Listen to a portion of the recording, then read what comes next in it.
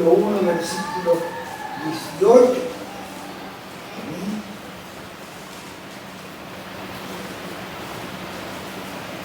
El apóstol aquí, guiado por el Espíritu del Señor, habla acerca del mensaje o la palabra de la cruz, ¿sí? Lo que significa la cruz, ¿no? Y dice así, la Escritura, la palabra del Señor. Encontraron todo, ¿no? Importante que todo tenga, porque Dios mismo les habla a través de su palabra, a cada uno en el lugar donde está. Y dice así, porque la palabra de la cruz es locura a los que se pierden, pero a los que se salvan, esto es a nosotros, es poder de Dios. Pues está escrito, destruiré la sabiduría de los sabios y desecharé el entendimiento de los entendidos. ¿Dónde está el sabio? ¿Dónde está el escriba? ¿Dónde está el disputador de este siglo? ¿No ha enloquecido Dios la sabiduría del mundo? Pues ya que en la sabiduría de Dios el mundo no conoció a Dios mediante la sabiduría, agradó a Dios salvar a los creyentes por la locura de la predicación. Porque los judíos piden señales y los griegos buscan sabiduría.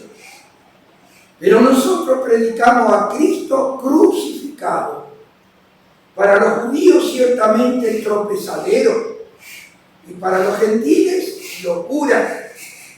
Mas para los llamados, así judíos como griegos, Cristo, poder de Dios y sabiduría de Dios. Que Dios bendiga esta primera lectura de la palabra del Señor. El apóstol, en su expresión acá, la palabra de la cruz es locura a los que se pierden. Habíamos mencionado el sábado último pasado que vivimos en un tiempo en el cual se usa mucho la cruz, se usa como amuleto. Algunos tienen marcado acá una cruz o acá de este lado tiene marcado, ¿sí? De esa manera. Otros usan la cruz como una cosa hermosa, linda, ¿sí? De esa manera. Y de muchas otras maneras se utiliza la cruz, ¿no?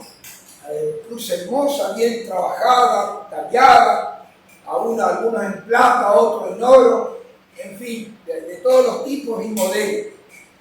Pero queremos decir claramente delante del Señor que los cristianos primitivos no usaban cruz. La cruz era algo muy terrible. Era el instrumento por el cual el Hijo de Dios, el Cordero de Dios, fue ejecutado. Era la manera como los romanos realmente sentenciaban a muerte a alguien que no merecía, según ellos, vivir en la sociedad. Cuando un malhechor se colgaba, se crucificaba en una cruz, se estaba diciendo que ese no merecía vivir, no merecía estar en medio de la sociedad, no era digno de vivir en medio de una sociedad. Eso significaba. La cruz, por lo tanto, significa muerte, significa afrenta. Nuestro himno dice, en el monte Calvario estaba una cruz, afrenta, dice, de dolor. Mire, todo eso implicaba, pero más que eso todavía, la cruz significaba maldición. Mire, porque maldito por Dios todo aquel que es colgado en un madero. Era lo más terrible, lo más horripilante, lo más desgraciadamente para morir de esa manera. No hay una muerte tan terrible, tan atroz, una muerte lenta, una muerte que podía durar de 2 a 3 días normalmente, pero algunos se extendía aún. Se nos cuenta la historia que hasta 8 días, dependiendo de quién estaba colgado allí en la cruz. Miren, de esa manera. para el mundo griego era una locura, por esa razón. Y para el mundo hebreo era tropezadero, porque ellos no esperaban un rey que muriera en la cruz, sino alguien que pudiera reinar y destronar al gobierno que en ese momento, al gobierno romano, que en ese momento tenía el poder sobre Palestina y sobre varios otros lugares más. Así que imagínense, de esa manera. Esperaban un rey que se iba realmente a derrotar al imperio romano político de esa manera, de esa forma. Todo lo contrario. Nadie amaría un arma, nadie se postraría de un arma si en ese arma fue motivo de muerte para alguien de sus seres queridos, ¿no? Alguien que ejecuta un arma, nadie diría, ay, qué lindo, qué hermoso, qué bueno, nada de esta cosa. Pero el Señor Jesús fue ejecutado en esa cruz de vergüenza, una cruz de escarnio, una cruz de maldición. Miren lo que eso implica, lo que eso significa, realmente terrible. Y por esta razón el mundo lo despreciaba. Despreciaba al que murió en la cruz. En la Biblia, la palabra de Dios, cuando nos habla de la cruz de Cristo, no se está hablando de su sufrimiento, no tanto del madero, no tanto de la madera, sino de lo que implicó ese hecho tan terrible de morir en una cruz. Y naturalmente para ese mundo entonces leemos acá que la palabra de la cruz es locura ¿a quién? A los que se pierden. ¿Qué significa eso?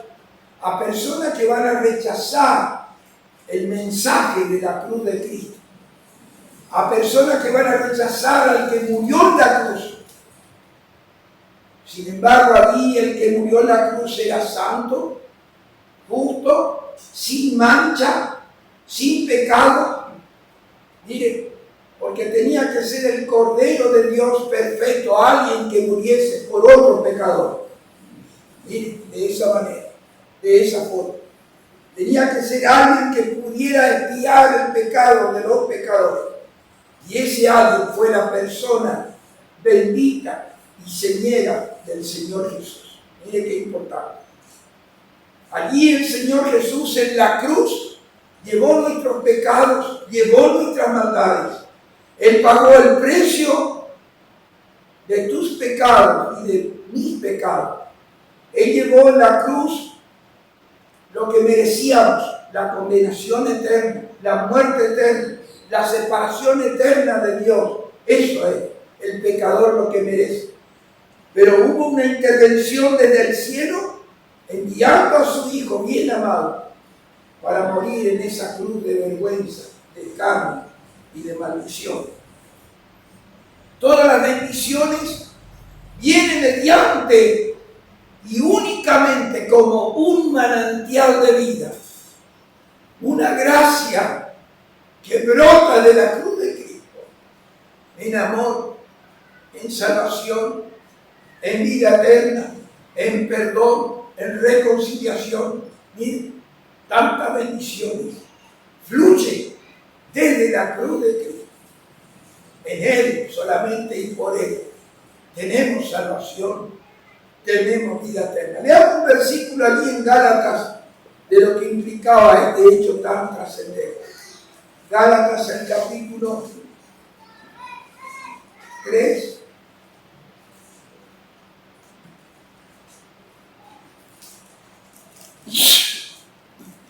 Gálatas, capítulo 3.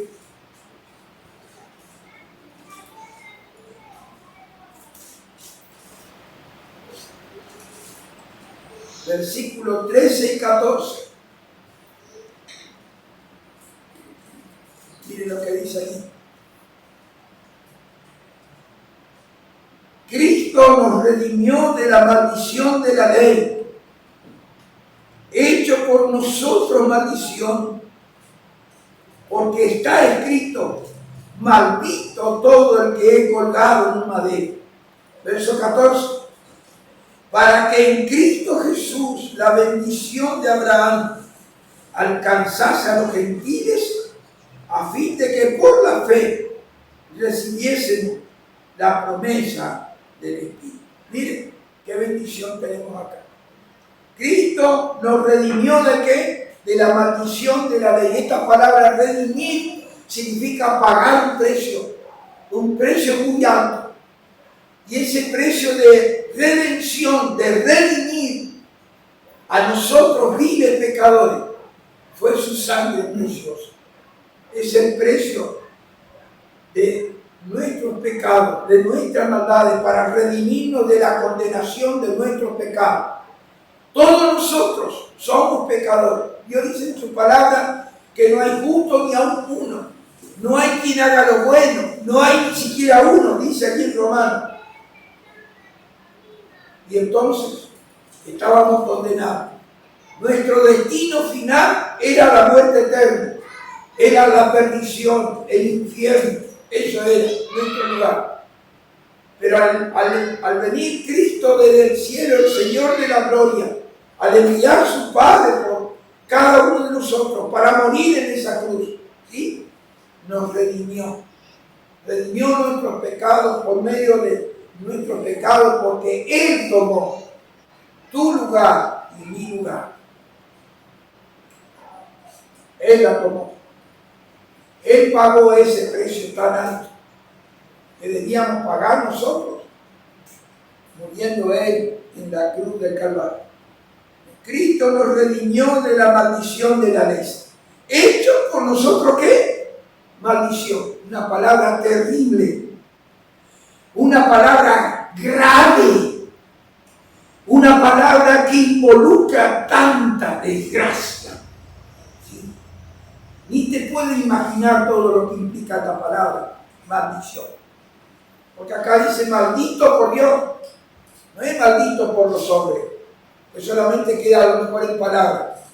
Pero ser maldito por Dios significa estar excluido de toda gracia, excluido de toda bendición, excluido de toda cosa buena, todo malo, toda condenación. No hay gracia, no hay misericordia, no hay bondad. Eso pasa con el pecador que murió sin Cristo, que rechazó la gracia del Señor, rechazó el amor de Dios. Miren, eso pasa. Excluido de la presencia de Dios para siempre. Miren, habiendo tenido a lo mejor la oportunidad de ser salvo, no quiso, la rechazó. De pronto le llegó la muerte. Y a causa de venir la muerte, no hay más salvación. Después de la muerte no se puede ser más salvo.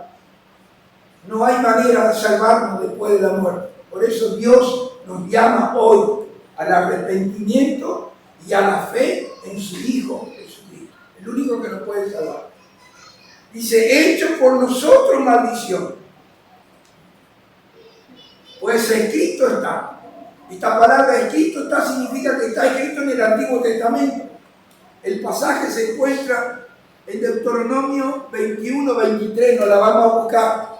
Por eso el apóstol hace referencia al Antiguo Testamento, que Dios ha declarado eso. Y era tan terrible, hermanos, esto, y es tan terrible la muerte por crucifixión, que el pueblo de Israel jamás no se encuentra un acto, un hecho, una historia referente a eso que Dios, que el pueblo de Israel, los sacerdotes, hayan ejecutado a una persona digna de muerte por crucifixión. No se encuentra. Es tan terrible que... ¿Cuál era la pena de muerte que realmente los hebreos impulsaban y hacían cuando había un pecado digno de muerte? ¿Sí? Era el apedreamiento, de esa manera. ¿Se acuerda aquella mujer que la había encontrado en el mismo acto de adulterio que le trajeron al Señor Jesús, más bien para tentarle? A esta mujer la hemos encontrado en el mismo acto de adulterio. Y ya trajeron piedra para apedrearle, porque era digno de muerte. Y el mismo Señor Jesús, hablando Él como Dios, como el Hijo de Dios, los fariseos, los religiosos le querían matar, pero siempre con piedra, porque esa era la manera que tenía que morir alguien dentro del pueblo de Israel, como ellos lo ejecutaban, pero nunca, nunca a través de una crucifixión. Y entonces uno pregunta, ¿y por qué el Señor murió entonces en una cruz? ¿Por qué no hubiera muerto apedreado por el pueblo? No, porque tenía que morir, hermanos, en el lugar del más vil de los pecadores. Y el más vil de los pecadores para el pueblo romano era morir por la cruz. Miren, por eso encontramos en las profecías bíblicas, como allí en los Salmos 22, ¿no? Horadar mis manos y mis pies, hablando, ¿no?, de aquellos clavos que han sido traspasados en sus manos, en sus pies, aquella lanza romana que traspasó su costado. Miren, de esa manera, de esa forma. Si tuviera que morir de acuerdo a como el pueblo de Israel ejecutaba una pena de muerte, tenía que haber sido, ¿no es cierto?, por apedreamiento, pero nunca por la cruz. Sin embargo, los romanos lo ejecutaron por la cruz y ellos mismos pidieron que el Señor Jesús sea crucificado. Entonces, entendiendo esto, podemos entender la palabra de la cruz es locura a los que se pierden. Porque decía, ¿cómo tu Salvador, tu Rey, puede morir en una cruz? ¿Quién que muere en una cruz puede tener poder para salvar? Cristo la cruz para salvar, mediante la cruz. Él tomó nuestro lugar.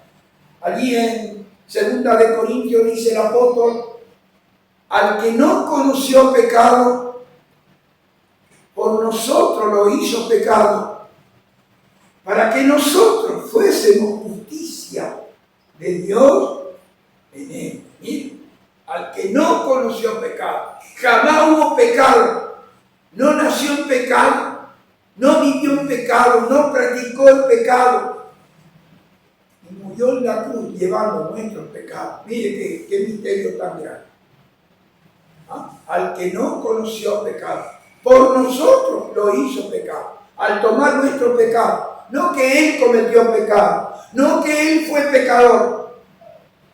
Él tomó tu lugar y mi lugar, fue tu verdadero y mi verdadero sustituto en la cruz.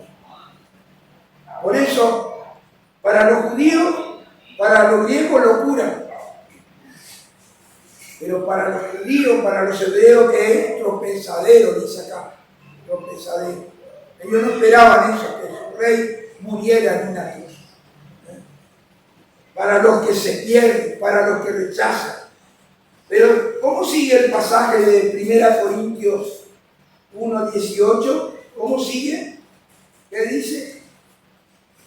Se pierde. Pero para los que se salvan, ¿quiénes son los que se salvan? Los que creen en el Señor Jesús, los que se arrepienten de sus pecados y aceptan la obra del Señor Jesús en la cruz, esos son los que se salvan. ¿Sí? Esto es a nosotros el poder de Dios. Poder de Dios significa poder para salvarnos, para darnos salvación, poder para darnos vida eterna, poder para perdonarnos, reconciliarnos, justificarnos. Toda esa virtud, como hemos leído allí en Gálatas, ¿no? La bendición de Abraham, de todo lo que Dios prometió a Abraham por medio de la fe, que nos alcanzaría a nosotros también, a los gentiles. Significa toda esa bendición de la salvación de Dios, hecha por Dios mismo, aquel hombre de fe como fue el padre Abraham, de esa manera. Versículo 23 leemos, ¿sí? Pero nosotros predicamos a Cristo crucificado, ¿sí? Esto que dice la palabra de la cruz, el mensaje de la cruz. Nosotros predicamos a Cristo crucificado. Para los judíos ciertamente tropezadero, porque esperaban un rey que lo iba a libertar, un rey que lo iba a sacar del poder romano en esa oportunidad. Y para los gentiles locura. Y miren cómo termina el versículo 24 del apóstol Pablo aquí. Dice así: mas para los llamados, así judíos como griegos. O sea, gentiles también se dice de esa manera. Gentiles o griegos son la misma cosa. Está refiriendo al mismo pueblo que no corresponde al pueblo de Israel. ¿Sí? Para los versos 24. Más para el llamado, así judío como griego. ¿Qué es? Cristo, poder de Dios y sabiduría de Dios. Mire cómo termina esta palabra. Cristo es el poder de Dios. El poder de Dios para salvarnos. Dios nos salvó por medio de la persona del Señor Jesús, entregándose en la cruz del Calvario. Es el poder de Dios para salvarnos. Y en la sabiduría de Dios, de qué manera y de qué forma nos salvó. Miren, la sabiduría de Dios. ¿Cómo Dios podía salvarte a ti si eres pecador? ¿Cómo Dios podría pasar por alto tus pecados si Dios es un Dios justo? Tendría que inexorablemente condenarte a la muerte eterna, condenarnos a cada uno de nosotros a la perdición eterna. Pero mire lo que Dios hizo en su sabiduría. Mandó a su Hijo bien amado como ofrenda de rescate y expiación por nuestras almas. He ahí la sabiduría de Dios. Entonces alguien pagó el precio de tus pecados. Alguien llevó en la cruz tus pecados. Y porque alguien sufrió el lugar que tú debiste sufrir, la maldición de Dios, ahora eres libertado. Mire, ahora eres salvado. Ahora eres reconciliado. Mire, qué grande, ¿no? Esa es la sabiduría de Dios. La grande sabiduría de Dios de cómo nos salvó, cómo nos redimió en la persona del Señor Jesús. Esa grande sabiduría. ¿Sí? Hemos mirado, por ejemplo, el sábado pasado en el mensaje de la cruz, que el mensaje de la cruz, la primera expresión, el intérprete, ¿sí? El intérprete, la música del cielo, el canto de Dios a esta tierra, fue la persona del Señor Jesús. Miren, miren qué grande. Miren qué grande. Los cielos y los cielos de los cielos no nos pudo contener. Viendo nuestra condición de pobres pecadores, de perdidos, siendo enemigos y extraños en malas obras, no se quedó allí en su trono de gloria. Se quitó el traje, como hemos cantado hace un rato nomás allí en el himno 517. Se sacó el traje de rey y se vino a este mundo. Se vistió de humanidad. Tomó nuestro lugar, siendo, dice la Escritura allí en Filipenses 2, siendo obediente hasta la muerte, muerte de cruz. Mire qué grande es el amor de Dios. Nunca antes se vio semejante cosa. Nunca. Mire que Dios siempre nos amó. Mire que Dios siempre nos ama. La creación habla de ese amor para con nosotros. Pero la persona del Señor Jesús es el verdadero mensaje de amor. Eso es lo que significa la palabra de la cruz. Miren, qué grande. Miremos allí en Romanos capítulo 5, versículo 28. Una de las expresiones más grandes, maravillosas del amor de Dios.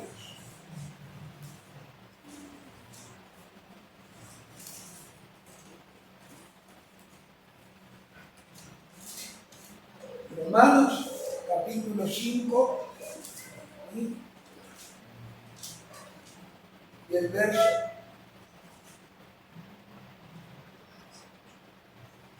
28.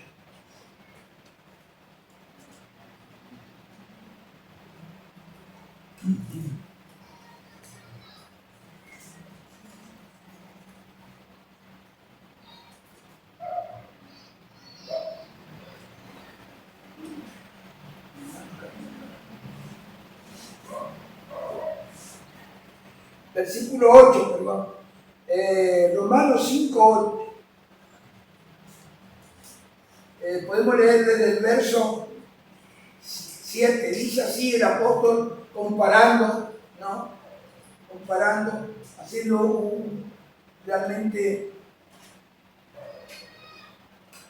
dice así, el versículo 7. Ciertamente apenas morirá alguno por un justo. Con todo pudiera ser que algunos hagan morir por el bueno. Y ahora viene la expresión grande del amor de Dios.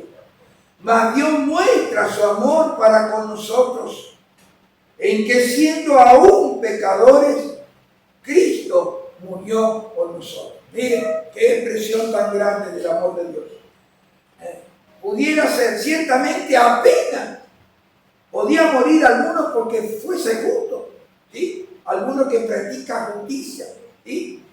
Con todo pudiera ser que algunos harán morir por el bueno, en una situación extrema, en una situación límite, ¿no es cierto? De esa manera. Pero nosotros no éramos ni buenos ni justos. Dios dice que éramos todos pecadores. ¿Miren? Y entonces dice, más Dios muestra su amor para con nosotros, en que siendo aún pecadores, y Cristo murió por nosotros. Es decir, el mensaje de la cruz, que es amor. Amor de Dios. Amor de Dios para ti. Amor de Dios para mí. ¿Sí? Hemos visto también el sábado pasado que el mensaje de la cruz era reconciliación. Y esto implicaba de que éramos enemigos de Dios por este hecho. Al hacer cosas malas, cosas que afrenta a Dios, cosas que desagrada a Dios, pecamos contra Dios, todos nuestros pecados, particularmente en lo que cometemos en nuestra vida diaria, es contra Dios, no contra otro, contra Dios, porque Dios es el que ve, Dios es el que juzga nuestros actos, nuestros hechos, nuestras palabras. Miren, de esa manera, entonces, haciendo cosas tan terribles que desagrada a Dios, somos enemigos de Dios. Miren, de esa manera. Por eso este versículo dice, el versículo 10, y está hablando a los creyentes allí, a los que ya han sido salvos, a los que ya han sido redimidos. Porque si siendo enemigos fuimos reconciliados con Dios por la muerte de su Hijo, mucho más estando reconciliados, seremos salvos por su vida. Si siendo, esa era nuestra vida anterior, esa era nuestra vida cuando no conocíamos a Dios, cuando vivíamos lejos de Dios, desagradando a Dios en malas obras, en idolatría, en hechicería y en tantas otras cosas que se cometen en el mundo, ¿no? Éramos enemigos de Dios, actuando de una manera contraria a la voluntad de Dios, ¿sí? Porque si siendo enemigos fuimos reconciliados con Dios. El versículo anterior dice que no éramos ni justos ni éramos buenos, éramos pecadores, es decir, que practicamos el pecado.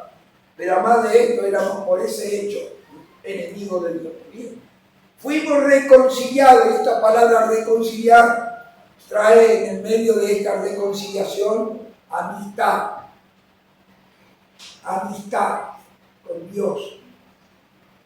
Trae esta reconciliación, trae paz para con Dios, por medio de nuestro Señor Jesucristo, dice el apóstol en otra parte. Mire, de esa manera. Entonces, el mensaje de la cruz es amor, el mensaje de la cruz es reconciliación. Es la paz con Dios, por medio del Señor Jesucristo. Y nos quedó algunos puntos también para mirar. El mensaje de la cruz es justificación por la fe en Cristo. Miren, justificación. Veamos allí en Romanos, capítulo 4, en este mismo libro, capítulo 3, perdón. Romanos capítulo 3, versículo 10. Este pasaje que estábamos leyendo, que estábamos nombrando verbalmente, ¿sí? Romanos capítulo 3, versículo 10 dice: como está escrito, no hay justo ni aun uno, no hay quien entienda, no hay quien busque a Dios, todos se desviaron, a una se hicieron inútiles, no hay quien haga lo bueno, no hay ni siquiera uno. Qué terrible, ¿no? Qué tremendo. Para Dios, Dios que mira con sus ojos profundos, que discierne, que pesa y escudriña nuestros corazones. No hay ni uno que sea justo. Y no hay ni siquiera uno que sea bueno. Miren, en el mundo en que vivimos y nos desarrollamos como sociedad, podemos ser buena madre, buen padre, porque educamos a nuestros hijos. Podemos ser un buen empleado, un buen empleador, ¿sí? De esa manera. Un buen vecino. Y tantas otras cosas más de cualidades que podamos tener, ¿sí o no? Hay personas así. Gracias a Dios que todavía lo hay. Pero ante los ojos de Dios, que escudriña nuestros corazones, que pesa nuestros pensamientos, ¿qué dice Dios en su palabra, como ya está escrito, aún en el Antiguo Testamento? ¿Cómo dice? No hay justo ni aún uno. Nadie se puede justificar delante de Dios. Si no hay justo, no hay uno, hay millones. Toda la humanidad injusta, no justa. Miren, ¿qué más? No hay quien entienda, no hay quien busque a Dios. Y entonces, ¿por qué la gente dice que busca a Dios? Busca de una manera errada, que va en contra de la voluntad de Dios. Esa es la sabiduría de este mundo. Eso tiene que ver con lo que hemos leído, que Dios ha enloquecido la sabiduría de este mundo. Los hombres creen que pueden salvarse a través de las obras. Los hombres creen que pueden salvarse a través del dinero que pudiera dar, ¿no es cierto?, a las cosas religiosas, ayudando así, haciendo bienes y tantas otras cosas más, que así se puede salvar, así puede merecer la gracia de Dios. No. La única manera de la sabiduría de Dios es creyendo en Cristo. Él la hizo todo. No es por las obras, no es por guardar la ley, no es por portarse bien. Hay algunos que dicen, yo me porto bien, y con eso creen que se va a salvar. No. El único Salvador que hizo por ti y por mí la salvación es la persona del Señor Jesús. Y eso es lo que Dios dice. Lo demás tiene que ver con una sabiduría humana. Con una sabiduría humana, como hemos leído allí en 1 Corintios. Versículo 12. Todos se desviaron, a una que se hicieron inútiles. Inútil para obrar el bien. Inútil para agradar a Dios. Hemos leído en el pasaje anterior de Romanos que éramos débiles. Éramos enemigos y éramos pecadores. Y aquí dice que éramos inútiles. ¿Qué es un inútil? Que no puede hacer nada.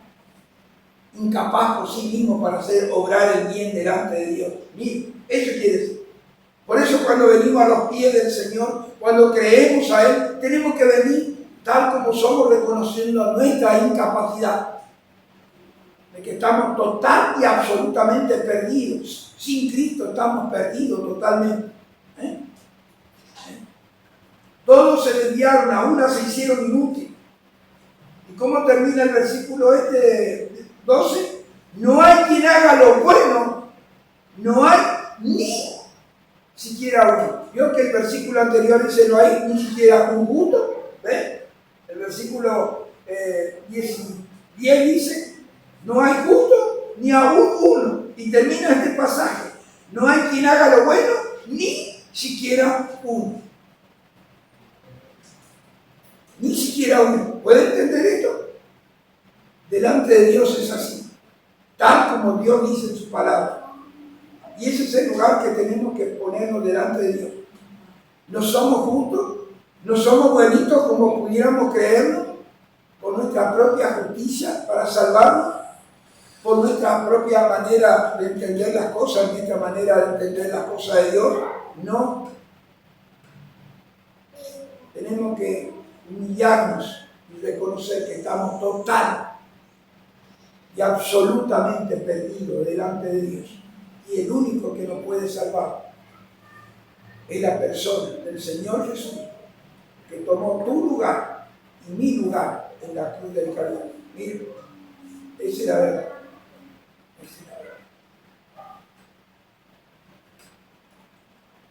Decíamos que el mensaje de la cruz es perdón. El mensaje de la cruz es el perdón de Dios. Qué grande. Podemos leer allí Colosenses 2, 13 y 14. Colosenses capítulo 2.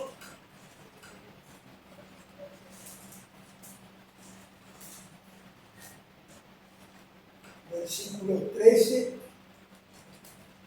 y 14.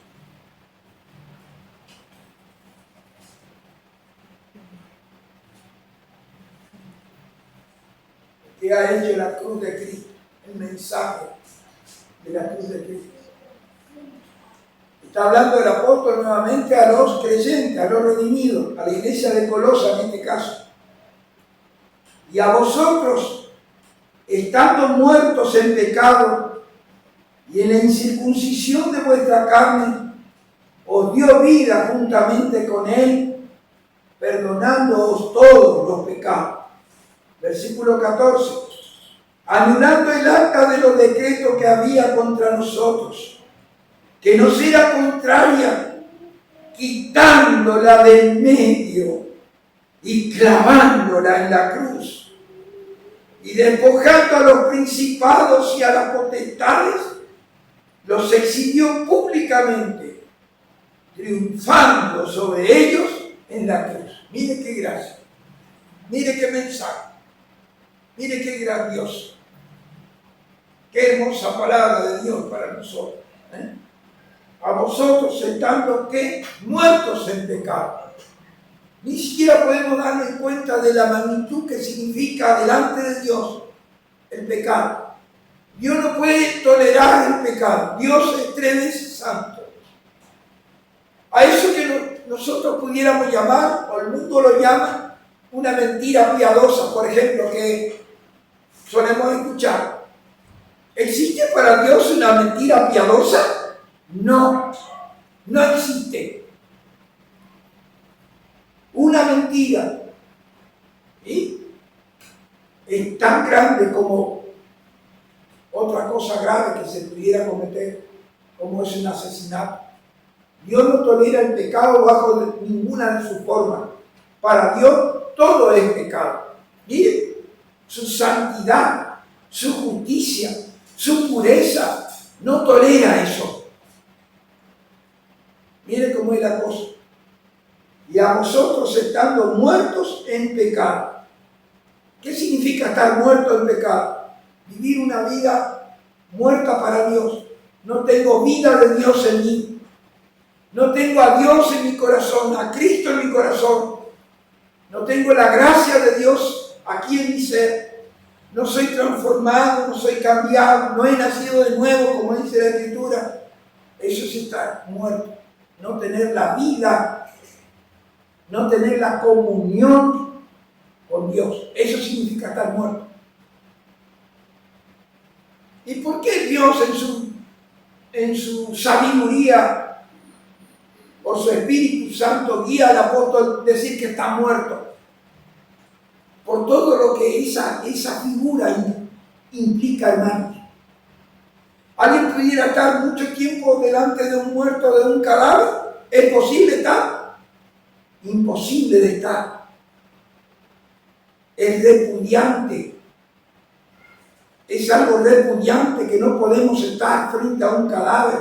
Eso significa estar muerto. ¿Por qué Dios guía al apóstol a escribir así, de esa manera? Para darnos cuenta realmente lo terrible que representa para Dios Santo. Para darse cuenta. Estar muerto ante la presencia de Dios es como estar en algo absolutamente abominable. Esa es la palabra que emplean las Escrituras en el Antiguo Testamento. Abominación delante de Dios. Es algo terrible que Dios no puede mirar, que Dios no puede soportar, que Dios no puede tolerar. Eso significa. Y esa es la condición en que estábamos nosotros delante de Dios. Y a vosotros, estando muertos en pecado y en la incircuncisión de vuestra carne, ¿sí? ¿Qué pasó? Os dio vida juntamente con Él. ¿Con quién? Con Cristo. Dios nos dio vida con Cristo. Es decir, que resucitamos a una nueva vida. Estábamos muertos, pero ahora vivimos. Ahora recibimos la vida de Dios en nosotros, mediante la fe en su Hijo, Jesucristo. Miren, de esa manera nos dio vida juntamente con Cristo. El creyente ya Dios no le mira como un muerto, le mira como vivo, porque tiene la vida de Dios, tiene la naturaleza de Dios, mire, por su Espíritu Santo. Eso significa todo lo que implica la muerte de Cristo para nosotros. Perdonándoos todos los pecados. Algunos pecados, miren que Dios empieza a contar en su palabra. Pecado es todo aquel que sabe hacer lo bueno y no lo hace, el pecado está en él. Eso dice eso. También se declara en la Escritura que pecado, todo lo que no es de fe, es pecado. Pecado también se define como transgresión de la ley de Dios, así de esa manera. O sea, desde que tuvimos conciencia, desde que tuvimos entendimiento de que esto está bien y esto está mal, ya Dios nos imputa el pecado. Por eso Dios nos imputa el pecado a los niños, que son inocentes y que no tienen responsabilidad misma en sí mismos. ¿Se dan cuenta? Pero a los grandes sí. Sabe lo que significa hacer bien y sabe lo que significa hacer mal. Y a partir de él ya es pecador. ¿Ven? Y si nosotros venimos al conocimiento de la verdad a los 20, a los 25, a los 30 años, a los 40, ¿cuántos pecados hemos cometido en nuestra vida? ¿Y de cuántas clases de pecados hemos cometido? ¿Sí? Pecados abominables, pecados de idolatría, y cuántas otras cosas más, de mentira, de robo, de asesinato, aquellos que se convierten en las cárceles, por ejemplo. Miren, ¿y qué dice acá? Acá dice así, y dice, os dio vida juntamente con él, perdonándoos todos los pecados. Es decir, que desde el día que pecaste, que Dios tuvo en cuenta esa mala acción, ¿sí? Dios te perdonó todo. Dios nos perdona todo. Por medio de Cristo. Mire qué grande. Es decir, el mensaje de la cruz es perdón, es reconciliación. Miren qué grande. Anulando el acta de los decretos que había contra nosotros, que nos era contraria, quitándola del medio y clavándola en la cruz. ¿Sabe cuál era el acta de los decretos que había contra nosotros? Era la misma ley que nos condenaba. ¿Sí? De esa manera, que decía, no hagas esto, no hagas aquello, no comerás esto, no, tantas cosas. Esos eran los decretos. Y esos decretos denunciaban nuestros pecados, denunciaban nuestras maldades. ¿Qué hizo Cristo con esas cosas? Con la ley. ¿Qué hizo? La anuló. ¡Qué bárbaro! ¡Qué tremendo! La capacidad, el poder de su cruz, el poder de su salvación, de su reconciliación, el poder de su perdón para que nos alcanza, anuló los decretos que había contra nosotros. Y estos decretos que eran contrarios. Por eso dice la Escritura que estábamos alejados de la ciudadanía de Israel, ajenos a los pactos de la promesa. Estábamos en el mundo sin Dios y sin esperanza. Miren, estábamos perdidos totalmente, no había manera de salvarnos. Eso quiere decir. Pero el Señor quitó eso, dice, anulando el acta de los decretos que había contra nosotros, que nos era contraria, quitándola del medio. Eso que estaba frente entre Dios y nosotros. ¿Qué era? La ley. Y los mandamientos expresados en ordenanza. Eso es. Eso decreto. ¿Miren cómo son las cosas?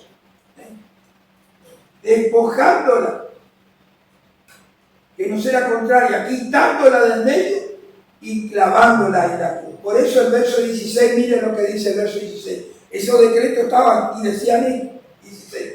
Por tanto, nadie os juzgue en comida o en bebida, o en cuanto a día de fiesta, o luna nueva, o día de reposo. Total, todo lo cual es sombra de lo que había de venir, pero el cuerpo es de Cristo. Nadie os juzgue en qué, en comida. El pueblo de Israel tenía leyes que regulaban la comida, no podía comer cualquier cosa. Estaban eso del comer pescado, con escama y sin escama. Había uno de ellos, yo no me acuerdo bien cuál de ellos era.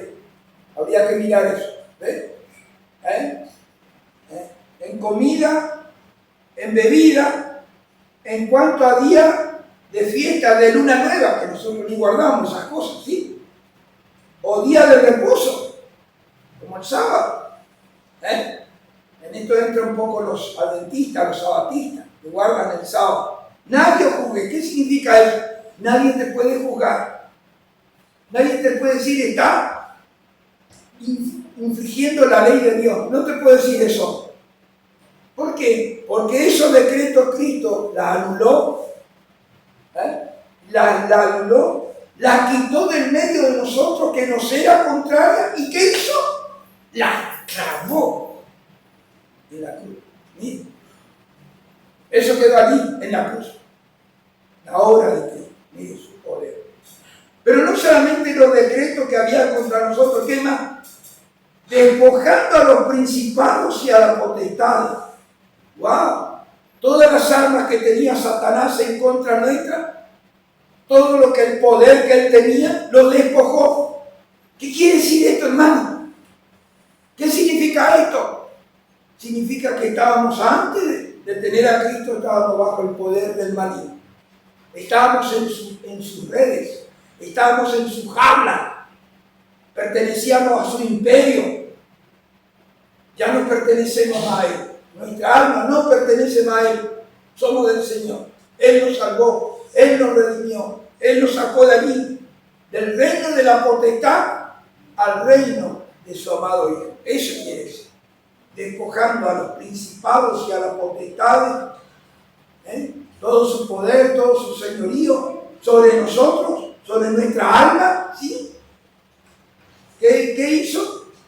Las exhibió públicamente, triunfando sobre ellos.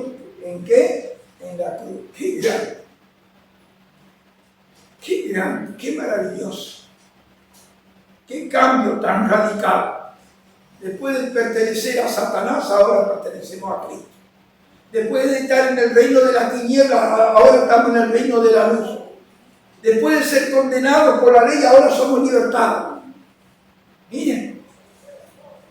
Después de ser malditos, ahora somos benditos. Cristo nos redimió de la maldición de la ley. ¿Qué era? Hecho por nosotros maldición. Entonces, ¿en qué condición estaba? Maldito. En esa situación. Pero ahora no somos malditos, somos benditos. Bendí bendito de mi Padre y heredad del reino preparado por mi Padre que está en los cielos. Vení bendito de mi Padre. Palabra del Señor. Qué grande. Y por último, quiero terminar allí. El mensaje de la cruz es vida eterna. Vida eterna. Qué grande. Veamos allí en el Evangelio de Juan, capítulo 10, Tenemos bastantes pasajes, pero vamos a mirar solo uno.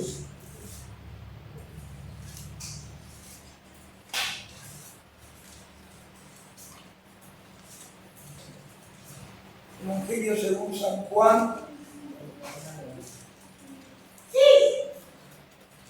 capítulo 3 de Juan 3, 36. A ver.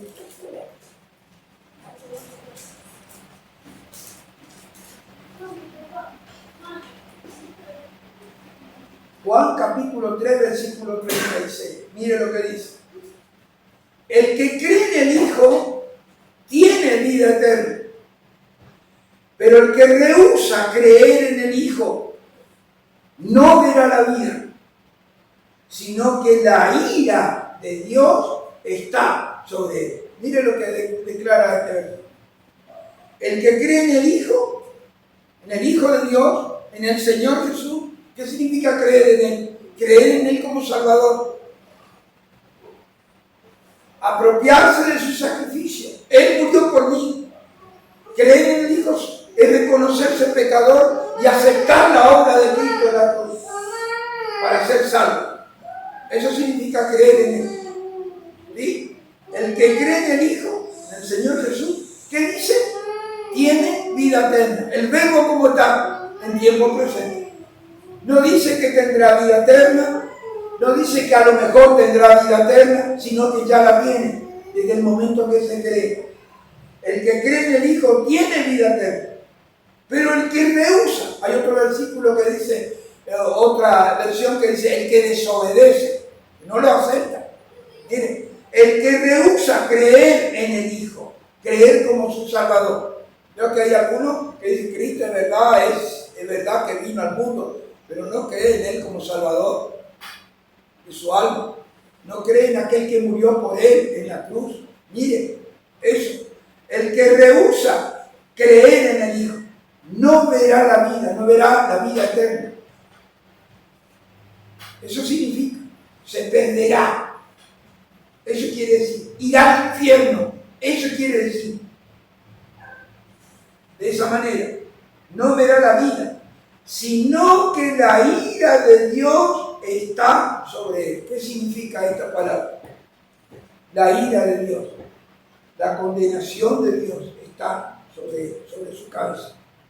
Hay otra versión dice que la ira de Dios camina sobre él. ¿Ah? ¿Ves cómo es la cosa? Camina sobre él. Hasta que él no se arrepienta, hasta que esa persona pecadora no reconozca al Señor Jesús como su Salvador, la ira de Dios está sobre él. Y un día sufrirá la condenación eterna por no haber aceptado a su Hijo Jesucristo. Yo pregunto, ¿hay alguna persona aquí en esta noche que no tiene a Cristo? Quiera confesar, quiera decirlo. Yo acepto a Cristo como mi Salvador personal. Yo creo en Él como mi Salvador. Reconozco que soy pecador. ¿Hay alguna persona que Dios sobre en tu vida te transforme, te cambie, pueda recibir esta bendición del amor de Dios mediante la muerte del Hijo de Dios en la cruz del Calvario? El mensaje de amor, el mensaje de reconciliación, el mensaje de perdón, el mensaje de vida eterna. A Él sea toda la gloria, toda la honra. Amén. Gloria a Dios.